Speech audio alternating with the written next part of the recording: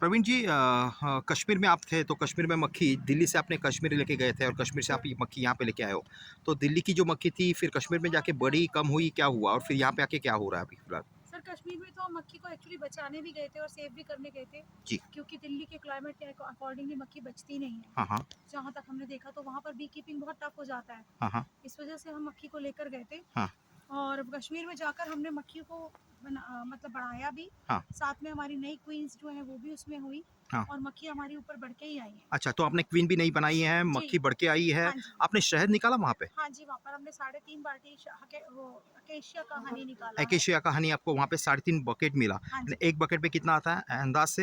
एक बकेट में sir 29 KG के अराउंड आता 29-30 केजी के है। हाँ आसपास जी। आपका एक बकेट में आता है। यानी आपने 3 त्रिका 90 और 10 100 किलो के आसपास आपने हनी निकाला आपने है। हाँ हनी जी। निकाला। हाँ जी। और वो हनी का आपने क्या किया? सर उस हनी को हमने 2 बाल्टी तो उधर हमने ट्रेडर्स को दे दी है। हाँ। वहीं छोड़ आए थे और 1.5 बाल्टी हम अपने घर ले आए थे कि हाँ। अपने नोन वालों को देंगे। हाँ। पर नोन वाले तो क्या, अब तो हमारे कस्टमर्स इतने सारे बन गए कि हमें वही कम लगने लगी हाँ, है। हाँ, हाँ, हाँ, हाँ। और अच्छा। यहाँ हमारा अच्छे खासी मतलब सेल भी बढ़ गई है। हाँ। उस हनी को हमने सेल किया है। आपने क्या दाम से अभी इसको सेल किया है?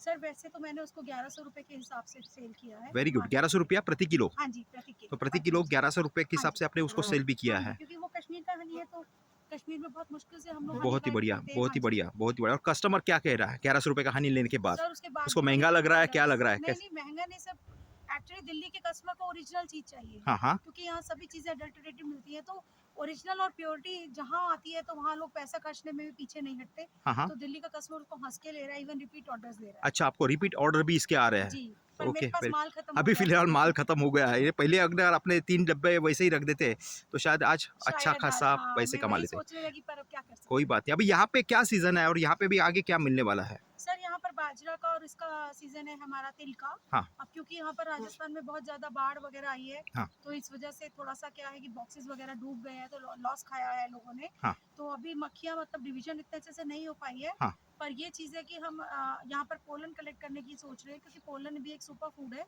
हाँ। जिसे बहुत लोगों की डिमांड है, और अभी हाँ। भी मेरे पास 5-6 किलो पोलन का ऑर्डर पड़ा हुआ है। Very good. तो लोग मतलब पोलन कलेक्ट हो जाएगा तो हम ऑब्वियसली उनको पोलन के लिए ही आगे हाँ, हाँ। अप्रोच करेंगे। हाँ, हाँ, हाँ। तो यही हमारा है राजस्थान के बाद। फिर हमारा आगे शायद जहाँ नेक्स्ट माइग्रेशन हमारा बदायूं होगा, हुँ। तो उधर शायद हम अपना नेक्स्ट हनी अब कलेक्शन में वो लाएंगे। कौन-सा हनी रहेगा वहाँ पे? सर वहाँ पर भी हमारा ये उधर सरसों भी आने लग जाती है। सरसों।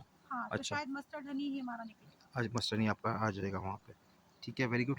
आपके साथ आपके पति है मिस्टर प्रदीप गोला जी।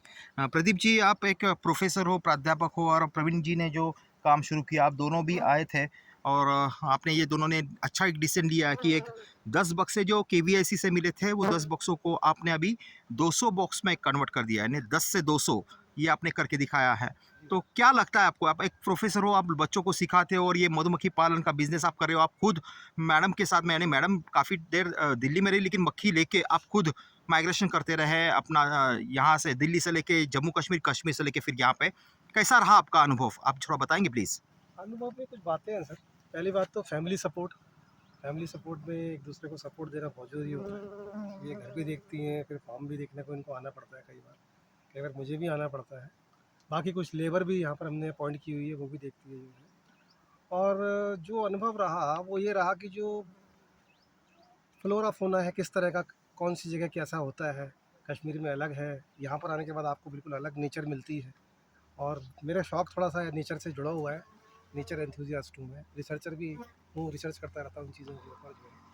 तो मेरे को क्या अनुभव रहा कि एक जो माइग्रेशन है ना, वो लाइफ को चेंज बहुत एक लाइफ में एक चेंज है एक तरह का जो है। वो अच्छा। आपको भी हेल्दी रखता है और एनिमल्स को भी हेल्दी रखता है। आप देखो एनिमल्स भी माइग्रेट करते हैं, वो एनिमल में आप देखिए टाइगर है या बीज हैं, इनको आपको वहाँ से यहाँ लाना पड़ता है। तो ये इनको हेल्दी रखता है और ये हमें हेल्दी रखती हैं। कैसे रखती है? ये शहद बनाती हैं। अब डिफरेंट वैरायटी के शहद हमें मिलते हैं। यहाँ पर अलग मिनरल्स हैं, कश्मीर में मिनरल्स अलग थे, गोवा में अलग होंगे मिनरल्स, केरल में अलग होंगे मिनरल्स जो है।